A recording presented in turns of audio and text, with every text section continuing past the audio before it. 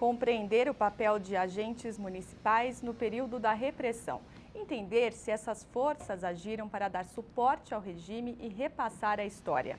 Estas são as diretrizes do trabalho da Comissão da Verdade da Prefeitura de São Paulo. Para falar sobre isso, o jornalista Audálio Dantas, que faz parte dessa comissão, está aqui conosco. Audálio, mais uma vez é um prazer tê-lo conosco, meu caro. Amém. Tudo bem? Obrigado. Beleza, meu querido. Diga lá, Audálio, essa primeira investigação vai recair sobre um dos principais fatos quando a gente fala em tortura em São Paulo, que é a questão das ossadas do cemitério de Perus? Entre outras coisas. Sim. Quais são elas? É preciso que se entenda bem o papel dessa comissão.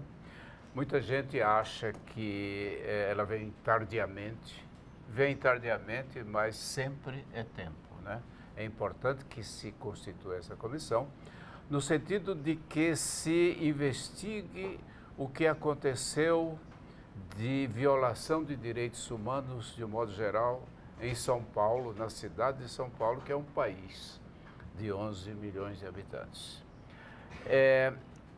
A comissão terá o papel, principalmente, de averiguar os fatos, as ações desenvolvidas por agentes municipais, pela instituição da municipalidade em favor da repressão política no período da ditadura civil-militar.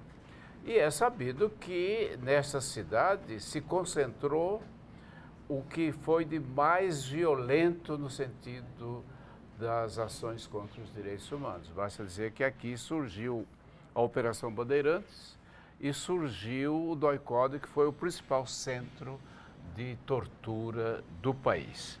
Agora, e de onde surgiram as ações que levaram à instalação da comissão, a instalação da Operação Bandeirantes, depois o DOI-CODE, etc. e tal. Em que medida a prefeitura contribuiu para isso? Isso é uma das coisas que nós vamos ter que discutir tranquilamente, de maneira a mais livre possível, para contribuir com as outras comissões da verdade de São Paulo, da Câmara Municipal de São Paulo, a do Estado, da Assembleia Legislativa, as comissões setoriais e juntando tudo isso, desaguarmos na Comissão Nacional da Verdade. Então, portanto, é um trabalho da maior relevância. E o caso de Perus, que é o mais famoso, certamente ocupará um espaço, digamos, privilegiados dentro da comissão, mesmo porque a presidente da comissão, aliás, eu tive a satisfação de ser quem indicou o nome dela primeiro, porque é a própria comissão que escolhe o seu presidente, a ex-vereadora Tereza Lajolo, que trabalhou muito nessa questão de Perus. Ali foram encontradas ossadas, mais de 1000 ossadas. Vamos recapitular essa história, Audálio, rapidamente. Em 1990, no dia 4 de setembro, foi aberta essa vala de Perus, localizada no cemitério Dom Bosco, na periferia da cidade de São Paulo. No local foram encontradas pontualmente 1049 ossadas de indigentes, de presos políticos, de vítimas dos esquadrões da morte. Esse cemitério Dom Bosco foi construído pela Prefeitura de São Paulo em 71, na gestão de Paulo Maluf. E no início recebia cadáveres de pessoas não identificadas e que eram consideradas indigentes ou vítimas da repressão política. Esse é o primeiro foco, então. Bom, esse é, digamos, o fato mais importante ocorrido durante o período da ditadura militar.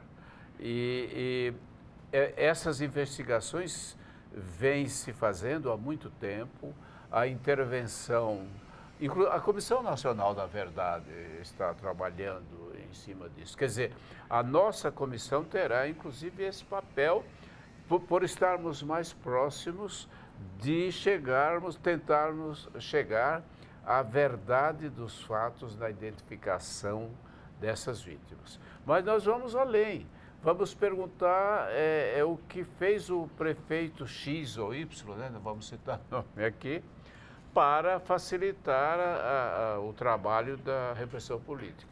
quem cedeu, por exemplo, o edifício onde funcionou o DOI-CODE. Isso, por exemplo, mas pode ser coisas parecidas. Odálio, vocês fizeram uma primeira reunião na sexta-feira passada, né?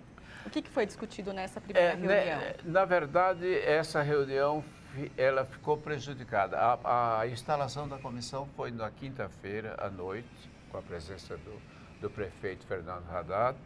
E no dia seguinte nós acertamos para fazer... Primeiro, decidimos, independentemente de formalidade, a indicação do presidente, que é a ex-vereadora Tereza Lajolo. Agora, teremos uma reunião na segunda-feira para a discussão sobre o regimento e sobre as condições materiais que vamos ter para... Então, por enquanto, nenhum assunto específico foi tratado. Não foi. Eu vou pedir licença, Odálio, para a gente conferir a sonora do prefeito. É isso que o prefeito disse naquele dia. Vamos lá. Nós temos que passar de uma vez por todas essa história a limpo para libertar a cidade. Essa cidade precisa de mais liberdade. E a verdade é uma forma de alcançar a liberdade almejada. A gente sabe que, infelizmente, a Prefeitura teve um papel muito forte na repressão, perseguiu funcionários, demitiu pessoas que tinham atuação política, censurou professores, evitando que eles trabalhassem certos temas em sala de aula. Tem toda a questão dos cemitérios públicos municipais que foram usados para a ocultação de cadáver, Perus, Vila Formosa. Então é isso, né, Odálio? Libertar a cidade, nas palavras do prefeito. Exatamente. O papel desta cidade na questão da repressão política, da violação de direitos humanos. Há um aspecto importante que está no âmbito das decisões que podem ser tomadas pela comissão, que é a questão dos logradores públicos, que receberam o nome de serviçais, eu costumo usar essa palavra, de serviçais da ditadura. Não é possível que uma rua de um bairro da Vila Leopoldina se chame Sérgio Paranhos Fleury.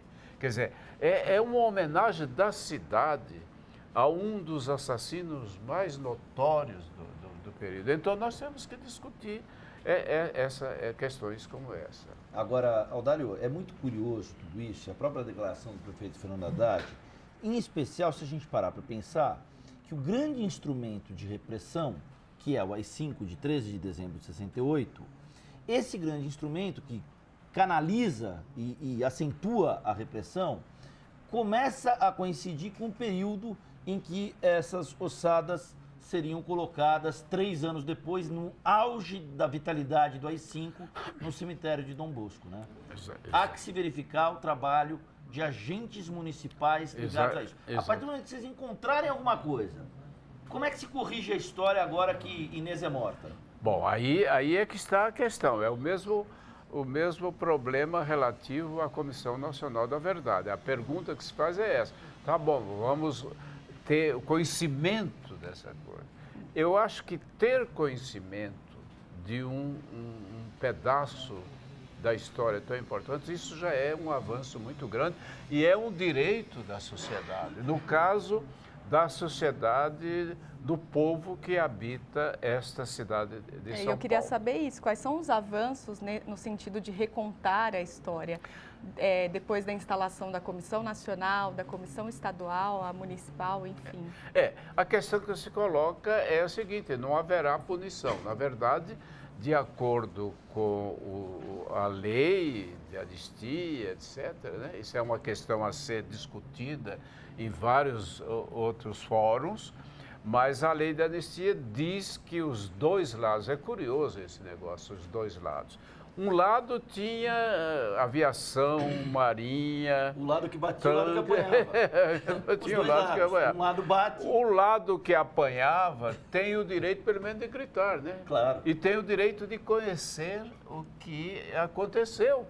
E o povo, em geral, tem esse direito.